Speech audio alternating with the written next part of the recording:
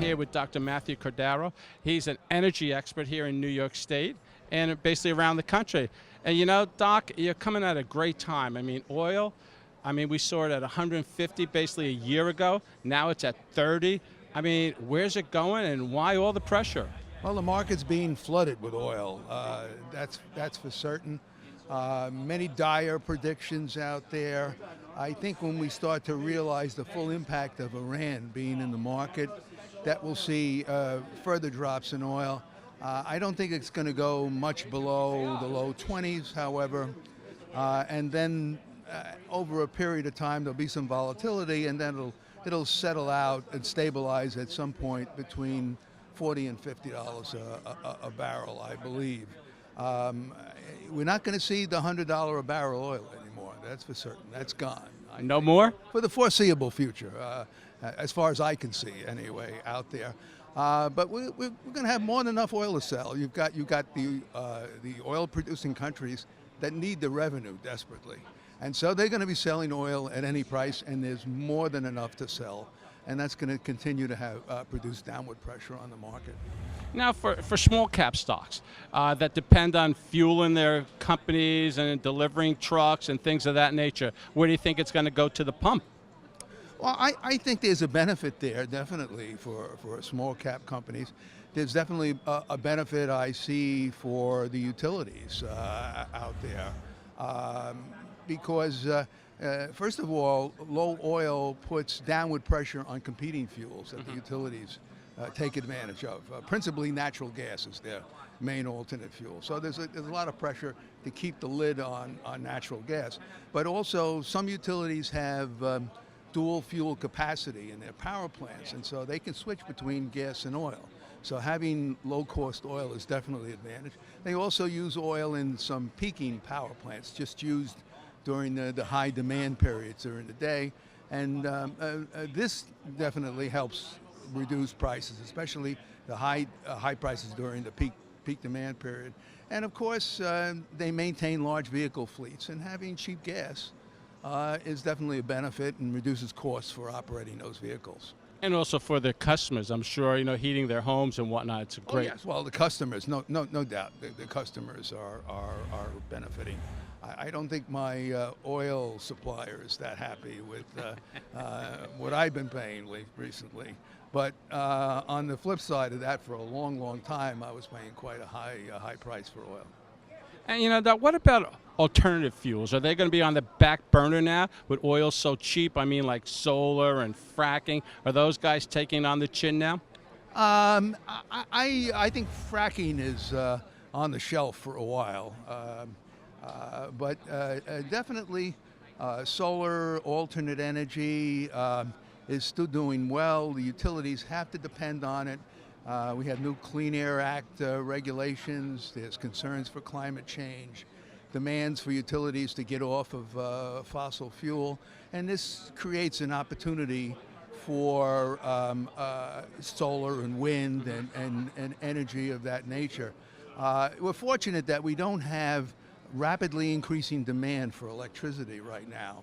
So that's relieving the pressure somewhat on the utilities. But the utilities still nevertheless have to respond to the government regulations that have been issued and are moving in the direction of utilizing more renewables or promoting more renewables.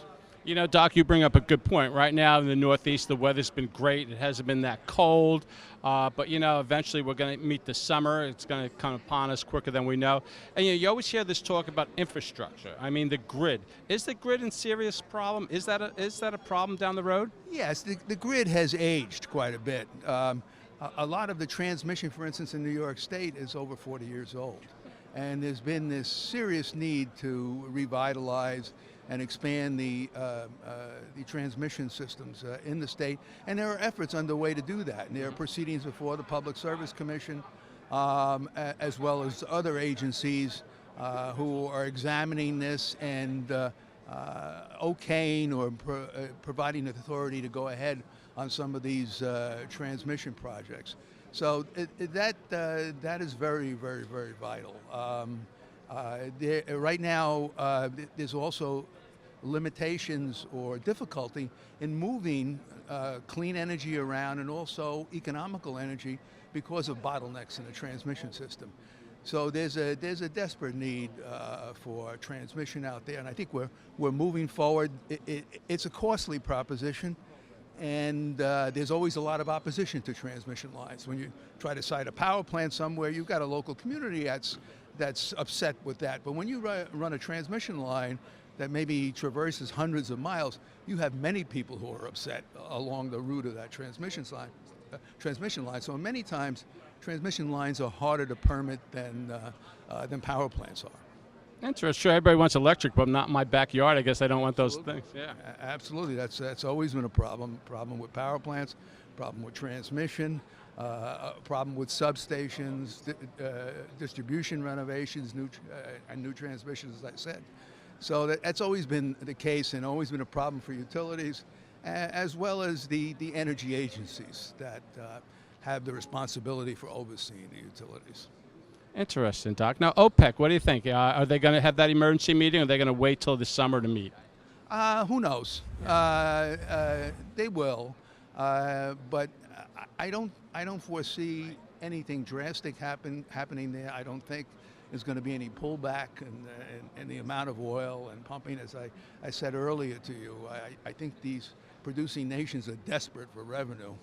And with Russia in the mix, and Canada and Mexico, as well as the Middle East, there's just so much oil out there. But these countries still need the revenue. Sure. I mean, they need it for stability. And you see Iran coming online a couple of weeks. Iran is going to have a big impact on the situation. And as you even see the hostilities between Saudi Arabia and Iran not doing anything to affect the market, that's just an indication, an example of what to expect in the future. Even warring factions have to cooperate as far as competition in oil. Yeah, I agree. And, you see some people here talking $10 a barrel. I don't see it getting that low. I think maybe the mid-20s. Your thoughts? Yes, I think so. As I said earlier to you, I think lower 20s may be a possibility, especially as Iran's impact is fully felt. But over time, as the volatility dampens, I think you'll move to this $40 to $50 range on a steady state basis. I don't see $100 oil in the future, though. No kidding. Doc, what do you think of the future with climate change? I mean, there's a lot of talk. We had that big meeting in Paris. Some people think it's fake, but climate change is here, I believe. What are your thoughts? Well, yes. I don't think we should be surprised that there's the possibility that we're undergoing global warming. The Earth has been cooling and heating for billions of years due to natural causes, and it will continue to do so for billions of years into the future. The real question is, what impact does man have on this? Is man really accelerating this global warming? And there's two schools of thought. One school of thought says, hey, man only contributes a small percentage of the greenhouse gases in the atmosphere, so he really can't influence things to that great extent. And others that say even the small amount that man is contributing compared to natural sources is still enough to create havoc out in time. So the utilities really have no choice in this matter. I don't want to discuss who's right about the impact about man. Utilities have no choice in that. It's academic for the utilities. They have to respond to government dictates on this thing. And, we have climate change policy, and we have new Clean Air Act rules and regulations that have to be met. And so the utilities are addressing this, and they're addressing this in several ways. They're addressing this by putting in place more renewables or promoting renewables. They're also promoting efficiency. They also have demand response programs, which are part of this. And in fact, there's also been a renewed interest in nuclear power plants. There are 3 new plants being constructed in this country, and hundreds throughout the world. And they've also recognized that there's a significant need to keep the existing power plants, nuclear power plants, operating to offset the amount of carbon being emitted to the atmosphere by fossil units, and that we should continue to operate them for as long as possible. And I think that's definitely the case. One local case here in the New York area is the Indian Point plant, where Governor Cuomo has a problem with that particular nuclear power plant and wants to shut it down. But that plant provides 25% of the energy to New York City. Can't shut it down. So it's very difficult, especially when it's a source of clean energy. You've also got to recognize that renewables are great and they should be pursued to the full extent, but there's a scale factor and a practicality factor where you can only put in so much capacity over some time. And there's also a capacity factor concern because these are intermittent sources. So you've got to back those up somehow. And the only way to make a large impact on greenhouse gas emissions is through something like nuclear power plants or to build natural gas plants who, as a fossil fuel, natural gas emits less greenhouse gases than oil or coal. And so natural gas is always an alternative.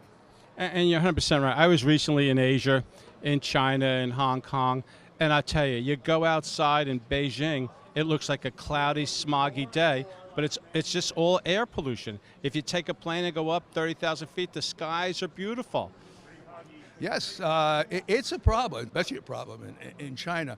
We've done a lot to clean the air up here in the United States through the regulations and the environmental rules that have been put in place, and I think we can go even further. And natural gas has been one of the steps, and it's been fortunate that natural gas has been cheap and abundant too at the same time. So it comes at a good time. But I really believe that there is an opportunity for a resurgence in nuclear power in the United States as well as the world. And we're seeing that in the world as hundreds of nuclear power plants are being built throughout the world. You know what I want to ask you also, solar. Solar for homes. I mean, will those batteries ever, that technology change? I mean, is solar a viable alternative in the average home, or is it too cost expensive now? Well, it is for the homeowner because they're incentivized. Right. I mean, there's an incentive. There's tax benefits, there's rebates associated with it. So most homeowners pay very little for their solar, and there's a break-even proposition which develops over a reasonable period of time, 5-6 years, something in that order of magnitude. So it makes sense for the individual homeowners. I think there's some question on the viability of utility-scale homeowners, where you're putting in large blocks of solar power. I think there's a cost factor, there's a land use factor, because these larger scale solar units require much more acreage than any other similar source of energy. A 30 megawatt plant will require 200 acres of land.